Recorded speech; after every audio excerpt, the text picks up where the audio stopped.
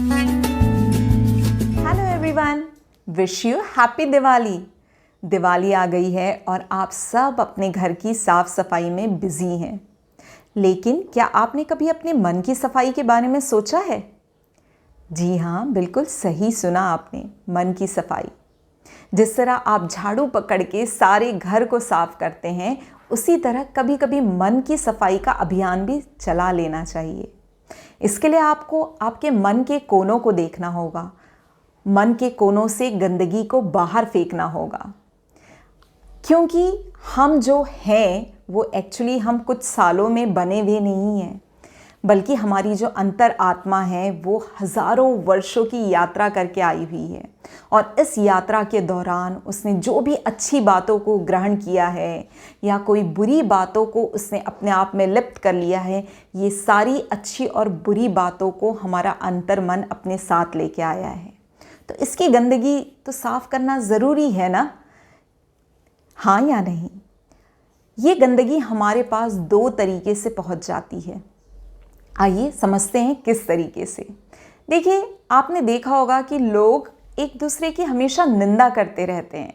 ज़्यादातर तो यही होता है, प्रशंसा तो बहुत कम लोग करते हैं।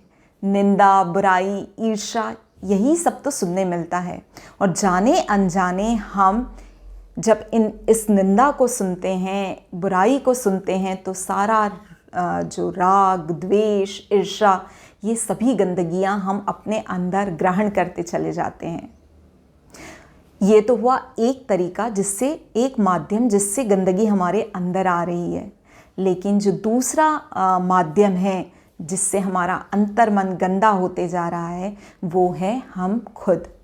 हम अपने मन को इतना कमज़ोर बना चुके हैं कि वो बहुत जल्दी किसी भी गंदगी को ग्रहण करते जाता है। अनायास ही हम विचारों के बवंडर में फंसे रहते हैं। ईर्ष्या, क्रोध, द्वेष, घृणा जैसे विभत्स जो विचार हैं, उनसे हम घिरे रहते हैं। ये दोनों ही गंदगियों को साफ करना बहुत ज़रूरी है। लेकिन हम ये गंदगी साफ करेंगे तभी ना, जब हमें ये गंदगी दिखाई दे। अगर हमें ये गंदगी दिखाई ही नहीं देगी तो हम उसे साफ करने के बारे में सोचेंगे भी नहीं। तो सबसे ज़रूरी है दृष्टा की दृष्टि आना। मतलब ये दृष्टि आना कि क्या गंदा है, क्या गंदगी है और क्या स्वच्छता है, इसको समझना। ये जाने बिना हम सफाई कर ही नहीं सकते हैं। अगर दृष्टा के पास ये दृष्टि आ गई है कि कौन सी चीज़ें अच्छी है, कौन सी चीज़ें बुरी है, तो वो ऑटोमेटिकली खुद के मन की सफाई करेगा। गंदगी में भला कौन रह सकता है? अगर मैं आपसे एक कूड़े से भरे कमरे में रहने के लिए कहूँ, चंद सेकंड भी बिताने के लिए कहूँ, तो क्या आप वहाँ रुक पाएंगे? नहीं ना। बिल्कुल उसी तरह हमारा जो अंतर मन है, ये जैसे मैंने आपसे कहा कि हज़ारों वर्षों की यात्रा करके आया हुआ है और ये मन रूपी मकान हज़ारों वर्ष पुराना है। दिवाली में जिस तरह हम हमारे कुछ सालों के घर को ही हर साल चमकाते हैं, बिल्कुल उसी तरह हमें अपने मन रूपी मकान को भी चमकाना बहुत ज़रूरी है।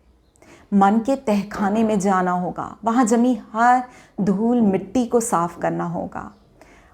और ये अगर हम करते हैं तो ये एक अलग ही हैप्पीनेस हमें मिलने वाली है, क्योंकि ये हमें बहुत सारी एनर्जी देती है। और अब मुद्दा ये आता है कि ये मन की सफाई की कैसी जाए। जैसा मैं हमेशा आपसे कहती हूँ कि केवल 3 चीज़ें हमें करनी है, आज भी यही कहूँगी। केवल 3 चीज़ें करके हम अपने मन को साफ कर सकते हैं, मन की सफाई कर सकते हैं।